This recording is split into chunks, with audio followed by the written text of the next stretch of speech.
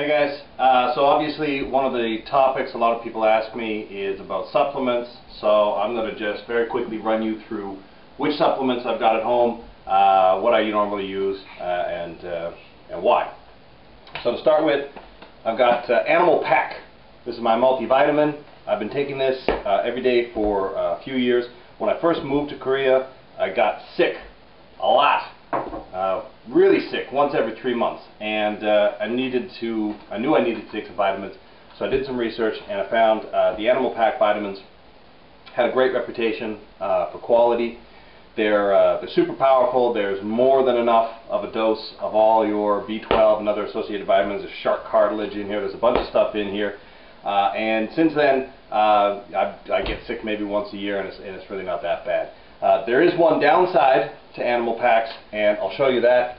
This is one pack, and you can see there's about 10 horse-sized pills in there, so you got to choke them down. I take a big swallow of pills every morning. It's got to be at least 2 or 3 times this amount. You just get used to it. So Animal Packs, there's 44 packs in each container, and I'll put a link in the video description to the website that I usually order my stuff from. I'll put another link for another website that's recommended for Korean customers. So Animal Pack, that's number 1, every day. I also take Animal Flex. This is my joint support. It's got glucosamine, chondroitin, a bunch of other products in there which support joint. Like if you're going to lift heavy, and especially if you're getting older, you know, as I feel I am, you're definitely going to feel it in your joints. So I take this stuff, again, once a day. Each container's got 44 packs, it's 44 days. That's 1 pack, 1 serving. So again, you're going to take that with your Animal Pack. It's a large amount of pills, but you'll live. Probably longer. Pre-workout. I used to love the old Jack 3D. Unfortunately, there were a couple of US soldiers who used it in a stupid way. Went out and had themselves a heart attack. So, ruined it for the rest of us. The old formula for Jack 3D was fantastic. This is the new Jack 3D Micro. I've also been taking Muscle Farms Assault pre-workout formula recently. I prefer this one. It doesn't leave me feeling jittery. There's not so much of a crash afterwards. It's a nice clean stimulant. Of course, my stim tolerance is pretty high. So when you take something like this, the first time you take it, you normally take less than the recommended dose, see how you feel with it, and then work your way up from there. Creatine. I got 2 different kinds of creatine. I got my regular creatine monohydrate from Universal Nutrition. This is just Creapure creatine. And Creacore, which is a new one that I've taken from Muscle Tech. I usually don't buy Muscle Tech products. This one had a good review. It was at a good price.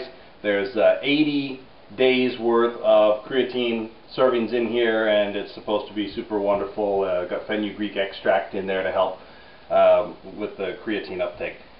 So creatine, again, you know, if you're looking for strength gains, creatine's a critical supplement to order. Beyond that, obviously, protein. This is my whey protein of choice right now. I do like to vary it up. I like to change it. I've taken Myofusion, taken Synthesix. Now I'm taking Muscle Milk. There's been a number of others. You want to find something that's agreeable with your palate. You're going to have to be taking this down, you know, once, twice a day, sometimes more. So you want something that's going to, well, obviously, taste good. I've ordered the vanilla, and the reason why is I take the vanilla protein powder, I mix it together with oats, which you can pick up at Costco, or you can order it again on the website. I'll link it in the description. Mix this together with some honey, some Splenda, cinnamon. I'll do another video on the exact recipe, and you make yourself a nice protein pancake. It doesn't work so well with the chocolate flavors, but it works bang on with Muscle Milk, vanilla. Really, really good stuff. Salivation Extend. This is a BCAA intra-workout product. Especially if I'm doing intermittent fasting, I'll use this before I go into the gym, because I'll do fasted workouts, which means I haven't eaten for a good 15 hours before I hit the gym. I want to have something in there in my body, so I'll take the BCAAs. This is super fast absorption, you know, for all the aminos that you're normally going to get from your whey protein or from your foods. Casein. There's debate as to whether or not this is necessary. I'm gonna side with those who say it's not necessary. It's not a necessary product to order. I like to order it because I can cook more interesting things with it. It makes my shakes smoother. It whips up into a nice floss. It makes pancakes taste a little different. So if you're somebody who wants a variety in terms of textures and qualities of your and tastes of your protein, you might want to get some casein. Casein is generally billed as a nighttime protein. It's a slow-release protein. It takes longer for your body to digest the casein protein, so you take it before bed, and it's going to have a sustained release in your body, as opposed to whey protein, which gets absorbed by the body very quickly, or BCAAs, which of course are absorbed almost immediately. So casein protein, if you like it, if you like the taste, if you like the texture, get it. If not, just take some regular whey. No big deal either way. What else we got here? Keeping on the protein vein, sometimes I want something sweet. So I get myself a protein bar. I've got the Oh Yeah bars and the No Gill bars going on right now. I try and order all the different protein bars, change up the flavor. A lot of them taste really, really good. They use a lot of alcohol sugars in them. You know, some like the VPX are zero impact carbs on the bar. So if you're watching your carbohydrates, wanting to get a couple extra grams of protein in there, take a protein bar. You know, I wouldn't base your diet around them, but they're a nice treat every once in a while, and they certainly fit within your macros a lot of the time. Post-workout, glutamine.